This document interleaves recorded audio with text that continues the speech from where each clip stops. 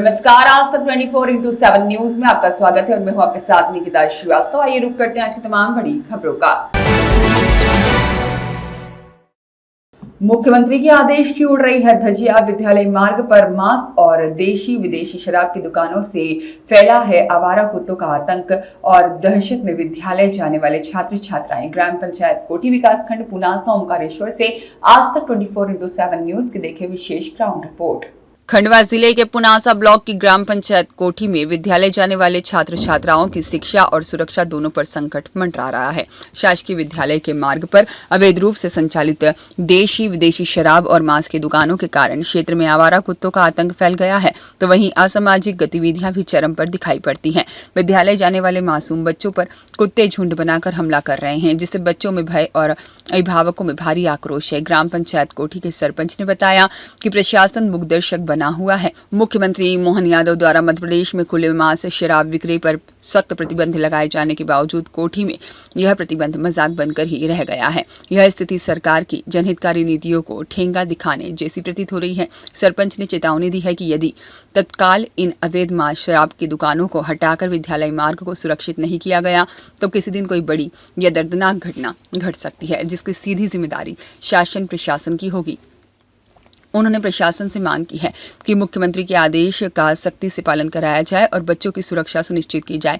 स्थानीय जनप्रतिनिधियों और हिंदू महासभा से जुड़े कार्यकर्ताओं ने भी इस मुद्दे पर प्रशासन को घेरा है और चेतावनी दी है कि यदि अविलंब कार्रवाई नहीं हुई तो उग्र आंदोलन किया जाएगा। वहीं विद्यालय में अध्ययनरत छात्र छात्राओं और प्राचार्य के द्वारा भी इन अवैध गतिविधियों की जानकारी हमारे प्रतिनिधि को मौके पर बताई गई। अब सवाल यह उठता है कि जब मुख्यमंत्री का आदेश भी जमीन पर लागू नहीं हो पा रहा है तो आमजन की सुनवाई कैसे होगी? प्रशासन कब जागेगा और कितने दिनों तक छात्र छात्राओं और महिलाओं को इस डर और भय से मुक्ति मिलेगी? मैं कक्षा 8 में अध्ययन करती हूँ। मैं कक्षा में मेरी शाला का नाम शासकीय नवीन अग्निशाला कोठी है।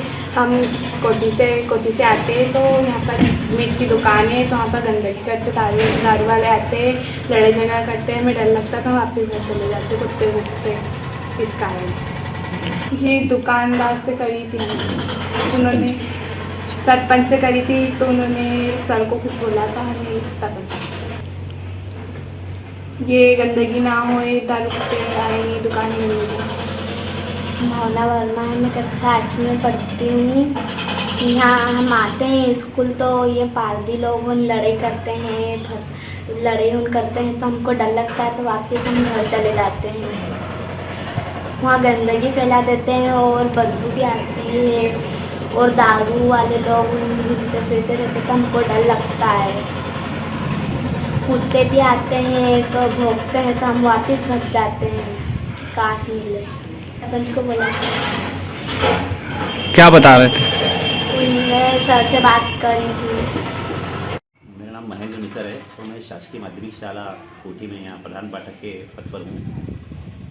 यहाँ पर क्या असामाजिक तत्व यहाँ पर गंदगी बहुत फैलाते हैं, क्योंकि विद्यालय के 4:30 बजे जब विद्यालय समाप्त होता है उसके बाद यहाँ पर रात तक यहाँ पर लोगों ने आकर शराब पीना, मटन और ये खाना और यही सब गंदगी फैला के चले जाते हैं। उसके कारण क्या होता है, कुत्ते और ये भी यहाँ पर घूमते रहते हैं और जो यहाँ पर गंदगी करके जाते हैं उसके बाद शराब की बोतलें, वो शराब के पाउच, इसके डिस्पोजल गिलास, ये सब यहीं पड़े रहते हैं। तो वह एक तो गंदगी के कारण भी है, दूसरा इस वातावरण को भी दूषित करता है, दूसरा हमारे पढ़ाई पर जो है विद्यार्थियों पर उसका बहुत गलत असर पड़ता है।